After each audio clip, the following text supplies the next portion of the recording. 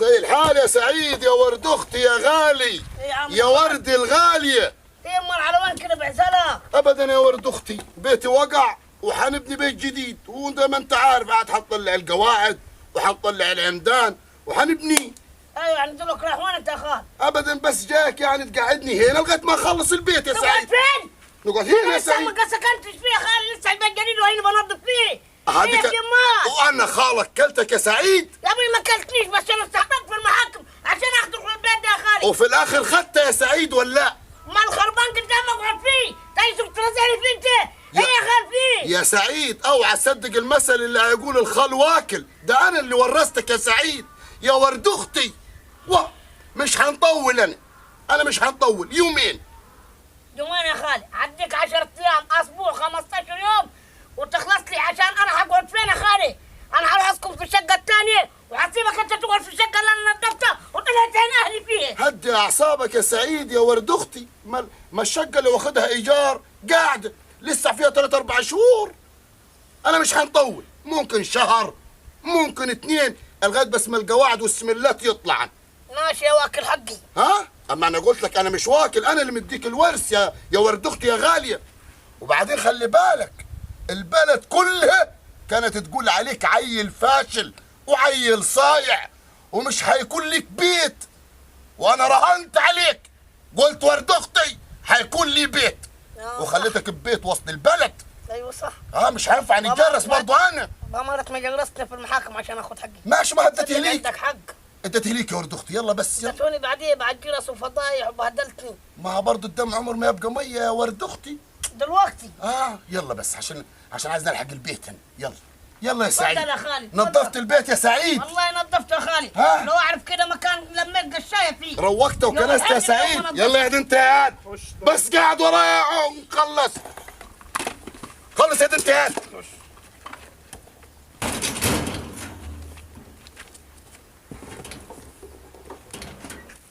اما سهلوك يا بردين، والله ما هخليكم تقعدوا دقيقه. ايه البرود اللي خل عليه فيه؟ البيت استوليتوا عليه يا بردين يا بطلة. يا ابوي سيبني عشان انا جاي بتاخر معاي، انا مش عارف اعمل ايه واسوي ايه. اسيبهم من هنا يجوني من هنا. ايه اللي عملته في حياتي عشان يعملوا معاي كده؟ طب دقيقة القذف ده من جنب واحد ولا من جنبين عشان لا من جنبين. مش هخليهم انا هبطلهم عشان يسيبوا البيت ويمشوا، مش هسيبهم. يا انت ما انت سكنت عراقيين في البيت ياك، ايه في مالك؟ يا ابوي خالي بعد المحاكم وبعد البهدله والعمايل اللي عملها معاي جاب يقول لي بس وقع واستولى على البيت قاعد فيه. قال لي اسبوع 10 ايام لغايه النهارده 6 شهور ما طلع من البيت. طب انت هتدخل ليه مدلدل؟ قال لي بيت وقع لغايه لما ابني بيتي. قلت لك استولى على البيت مش قادر يطلع منه. برضه احنا يعني دلوقتي انت راح تسيب للبيت. طب اقعد معاه فيه يا ابو عنق، اقعد مع البيت. ولا شيخ ما خلينا ما رحنا له، ولا عمده ما رحنا له، قعدنا معاه عشان ناخذ حته البيت ده، في الاخر على السيبها لك عارف ايش ملتلت؟ قال لي الخال والد وانا انت عارفني انا بحبك وانا مش عارف ليه وانت عارفني انا قلبي حنين. قلت له تفضل يا خالي اقعد فيه انت والعيال. والله ده انا اشوف في مكان ثاني. ده لا والد ولا عدت عليه 3 شهور الحمل اصلا عشان خاطر تامن له انت وتقعد 5 دقائق في البيت. الحل شوف لي حل انا، عشان لو ما شفتش لي حل انا هسجن فيه. خلاص انا تعبت في الحياه، كل ما اعمل حاجه يجي ياخذها. طب ما قلتليش ليه؟ طب ما قلتليش ليه؟ ما انت فالح بس تح فيه في المهاتم الداقه. الله يخرب بيتك وبيت اللي جابك، ده اللي فالح. ما قلتليش ليه قبليها خالي جاي وعايز يقعد في البيت؟ كان قلت لك لا من الاول انا. يعني برضه هروح اجرس خالي؟ انا لو جعل كده كان جيت قلت امال يعني اللي هتعمل دم الاحتفال اللي هتجرس خالك، اللي هتعمل ضربة طوب ده شغال، والجرس دي مش جرس احتفال ده يعني؟ انا قلت راجل، انا لما بقول لخال والد جاني الدخله اللي دخلها علي قلت خلاص يبقى الصلاح حاله وحيتظبط معاي. ما افتكرتوش انه هيعمل معي الدنيئه ويستولى على البيت. يعني ادوني باليمين وعايز ياخذه بالشمال. طب هو كان مظبوط مع مين؟ هو عياله معاه مش مظبوط. عياله والعيال مختين الرجال عكرت تخبط في بعضها. الله يخرب بيتك وبيت ابوك. تعال دلوقتي عارف لو جات طوبه وراح اشتكاك في المركز لا حطوا لي البيت ولا الفرش اللي فيه. طب يا عماد اديني حل ابوس على ايدك عشان انا خلاص ولا تتفقعت منه. هو قال لك هيروح يشتكي في المحاكم وقدامه 5 6 سنين تاني وحلني عاد.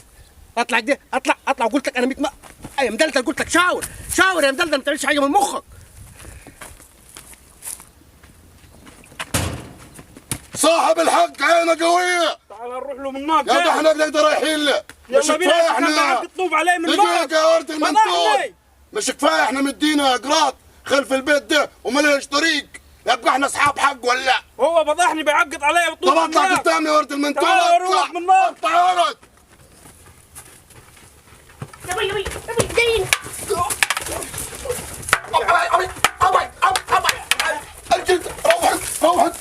انت يا ولد. مش هسيبه. فضحني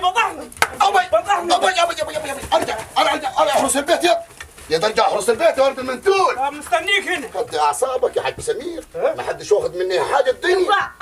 شوف حدش واخد مني حاجه. قول لي خالي جاي يتحجز علي. وانت كمان هتتعرض بطفش مقاول. يا ابوي ده خشب النجارين. خشب النجارين نعمل عليه شاي. عايز ايه بس يا حاج سمير انت؟ انا هرن لك رح نجيب لك 3 نجوح حين وحنقفلها البلد النهارده. يا حاج سمير هدي اعصابك. واه طب اقعد طيب. هوايل دي. طب اقعد طيب. عايز انت بس يا ابو والده. مرحب يا اخي. برضه ده كنت هتعرضني. برضه البيت لي 14 سنه وانت فيه تحت من ورا. طب مش حقي. حق تاني يا راجل يا بارد. تاني. طب ما مديك رات خلف البيت ما لهش طريق. مديك رات خلف البيت ده ما لهش طريق. بارك الله فيك. الطريق ده فيها اعمل بيه انا. بارك الله فيك. وماخذ البيت بعد ما شطبته وجهزته كل حاجه ونظفته، جاي تسكن فيه حتجهز. هي يا خال فيه، هي البرود يا خال. هنقول لك يا حاج سمير. هنقول لك هتطلع من هنا وانا اجيب لك 3000 نفر قدام الباب النهارده على النعمه. بيتك اللي بنيته يتهد. لا طب ما انت مش عارف اللي فيها. انا برضه قاعد غصبت عني في البيت. ايه في ايه اللي غصبك؟ نقول لك انا ايه؟ الحضان مدقره فيك. لا امال ايه يعني؟ السقف. صوتك وعدوه. سقفيه. هتقول لك اقعد ساكت الولد دول. لا استنى دقايق. انا ولد اختي خلي بالك انا هباينه. السقف لسه ما صبطش. سقف مين؟ السقف بتاع البيت هنا الجديد. يعني انت ليك 6 شهور في البيت لغايه دقيقه ما سبش السقف. طب ما ناقص حديد وناقص اسمنت وناقص رمل وحق النجارين وحق الحدادين، وانا ولد اختك ما معيش فلوس. عايز ورد اختك دلوقتي من الاخر يعني ادفع لك حق الصبه يعني. اي حاجه. اي حاجه. يعني مسكنك في البيت وادفع لك حق الصبه. انت من حاشيه تسيب لي البيت عشان انا ما ارتكبش لي يا خالي. طب ما خالك ما ينفعش. انا جابت اخرها معاك. ابو خالك ما ينفعش يروح البيت يا حاج سمير هو السقف مش مصبوب. دي حاجه ما تخصنيش انا. وانا هشيل امرك. لا ايه يا عم فين؟ لا يا ابوي. لا يا ابوي. هي البرود والنطاحه اللي انت تدرس عليها دي يا خال. طب هنقول لك انا. امرني يا حاج سمير. احنا لفينا على مشايخ وما حلتش. تمام. لفينا على عمد وما حلتش. تمام. ولفينا على مراكز. تمام. والورق معانا وما خدوه. فهو الموضوع دلوقتي مش هيخلص غير ايه؟ بالكتيل. عايز تكمل الصبه بتاعتك في القبر بتاعك مصبوب وجاهز هنكملوه ليك. عايز تتوكل على الله وتلم خلقاتك وتشد لك عرقين على سقفك اتوكل على الله. خدت بالك انت؟ عشان احنا جابت اخرها معانا وجابت جاز ومش متحملين عليه النعمه حد يمشي قدامنا كمان تاني، مش عشان عيل غلبان تقدر تدوس عليه كل شويه والتانيه. والبيت ده انا اشتريته اللي ما تعرفاش كتب لي بيه عقد. ما هو اللي تقول عليه يا حاج سمير. توكل على الله توكل على الله عليك تطلع حاجتك بالبيت من عشيه النهارده مديك طريقتين نرتاح منك. لو على ايه؟ يلا عليه حاضر. يلا اوعى تزعل مني يا حاج سمير. يلا يا راجل دلوقتي نطلع لك. يلا غور يا راجل غور. يا ولد المنتول. ده شفت البرود بتاعه خشب النجار بيعمل بشاي. ده سارقه.